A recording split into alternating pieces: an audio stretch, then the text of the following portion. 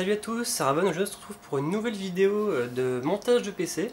Et j'ai aujourd'hui le plaisir de vous annoncer donc le montage de mon nouveau PC qui me servira de PC principal pour les futures années à venir. Et donc ce sera un PC watercoolé évidemment. Et donc je vais vous filmer un petit peu tout ça pour vous montrer les différentes étapes du montage.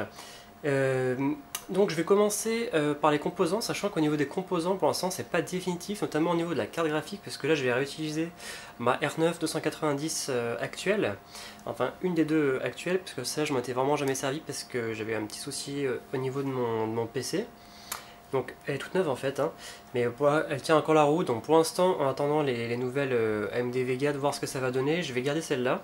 Et puis d'ici quelques mois, je pense que je referai une série de vidéos d'upgrade, un petit peu comme j'avais fait pour mon tout premier PC, pour vous montrer un petit peu les changements à venir. Au niveau du coup du processeur, ce sera un AMD Ryzen 5 1600 que je vais overclocker bien sûr au maximum possible, donc notamment je pense vers 3,9 4 GHz, ce sera déjà pas mal pour en tirer vraiment le maximum possible. Ensuite, au niveau de la RAM, j'ai 16 Go de G-Skill Trident Z 3200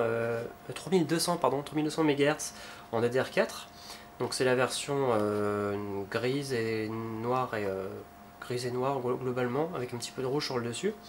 J'ai pas voulu prendre la version RGB parce qu'elle était beaucoup plus chère et puis au final ça apporte pas forcément grand chose.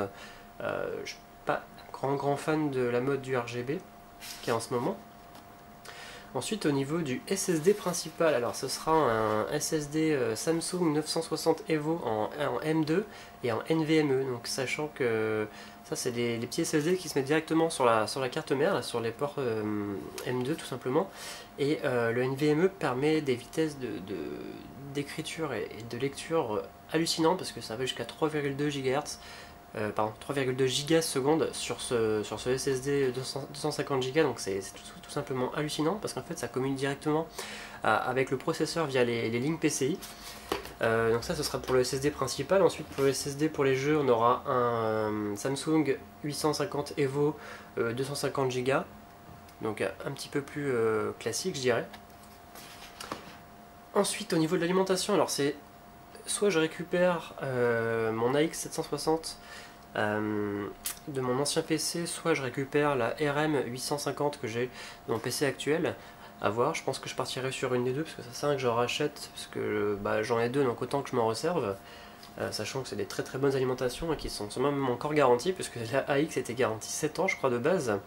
Ensuite au niveau de la carte mère, j'ai la Gigabit Aorus AX370 Gaming 5, donc une carte mère sur le chipset X370 qui permet de faire du SLI, tout ça. Moi j'en aurais pas forcément besoin dans l'immédiat, on verra avec ma deuxième carte graphique ce qu'il en est, si ça marche bien, mais dans tous les cas pour l'instant je vais partir sur une seule. Puis, de toute façon je vais monter tout le PC d'abord sans watercooling, vraiment pour voir si tout marche bien déjà, et puis un petit peu pour commencer à overclocker, voir comment ça se passe, comment ça réagit, sachant que le ventirad de base qui est fourni avec les pros AMD est vraiment pas dégueulasse, et il permet en tout cas sans overclocker un refroidissement très correct, et pas besoin d'utiliser forcément un ventirad alternatif si vous prévoyez pas d'overclocker. Après c'est sûr que si on overclock il faudra passer sur autre chose, mais en tout cas celui qui est fourni de base n'est pas à jeter comme sur les produits Intel par exemple. Donc au niveau de la carte mère, c'est bon, je vous montrerai peut-être plus en détail à quoi elle ressemble parce qu'elle est vraiment sympa physiquement. Donc je vous montrerai, je ferai peut-être une vidéo d'ailleurs d'unboxing juste de ma carte mère si ça vous intéresse, c'est vous qui me dites.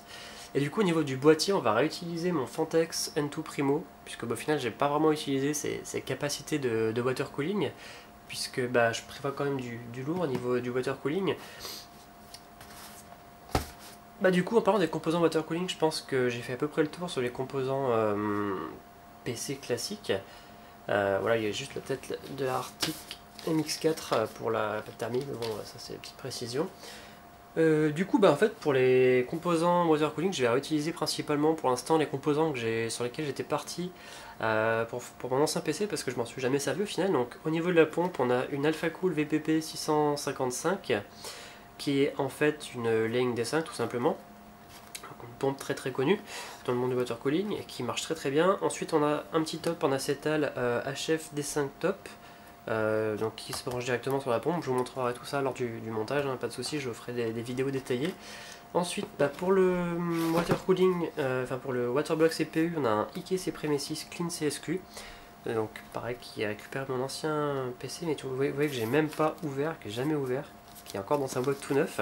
Donc il faudra juste que j'achète la plaque de montage compatible à M4. Je sais pas si elle est compatible avec cette version. Normalement elle est compatible qu'avec le IKE Supremacy Evo. Donc je pense qu'il y aura peut-être à bidouiller un petit peu, mais en tous les cas je pense qu'il n'y aura pas de souci. Je finirai par trouver quelque chose qui marche pour monter sur le socket à M4. Ensuite on a pour la carte graphique donc le IKE FC R9290 Rev 2 en clean CSQ en finition nickel avec la petite backplate noire qui va bien. Ensuite au niveau du réservoir on a un Ikerez EX3 150 ml. Je crois que celui-là se fait plus, mais il était plutôt pas mal ce réservoir. Et j'ai acheté bien sûr le petit top qui va avec, qui permet d'avoir plus d'options de montage que ce qui est fourni de base. Donc là on peut vraiment faire un peu tout ce qu'on veut.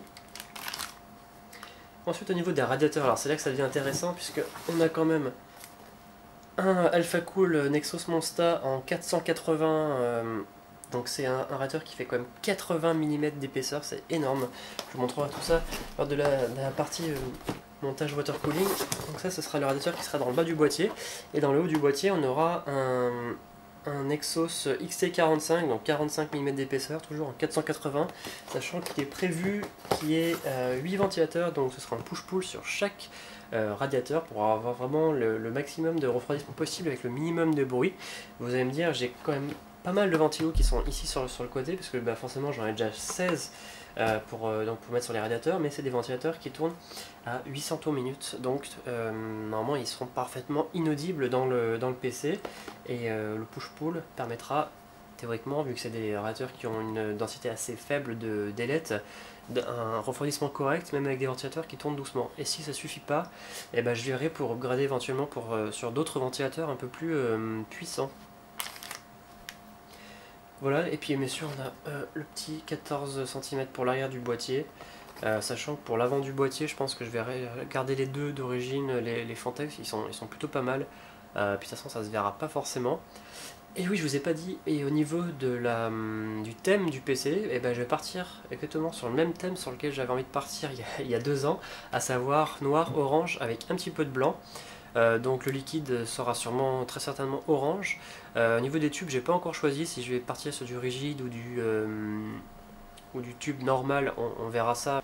J'aimerais bien partir sur du rigide, mais malheureusement je n'ai jamais encore essayé de les plier, donc je sais pas trop comment ça se réagit, je sais pas trop si je vais y arriver à faire ça, que ce soit correct d'un point de vue esthétique. On verra tout ça, hein. De toute façon ce sera la deuxième partie donc, du montage qui sera le water cooling. Puis du coup voilà, c'était tout pour cette première partie d'introduction à ce nouveau projet. Sachant que du coup la prochaine partie sera le montage de tous les PC, enfin de tous les composants pardon, dans le PC, pour des tests tout simplement. Voilà, donc je vous retrouve très bientôt pour la deuxième partie de cette vidéo qui sera donc le montage PC et les tests, et puis ensuite j'enchaînerai sur le water cooling.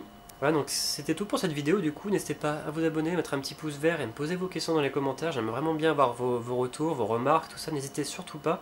Et puis n'hésitez pas du coup non plus à venir me suivre sur Twitter, c'est @raven450. Voilà, c'était tout pour cette vidéo, allez à très bientôt, ciao ciao.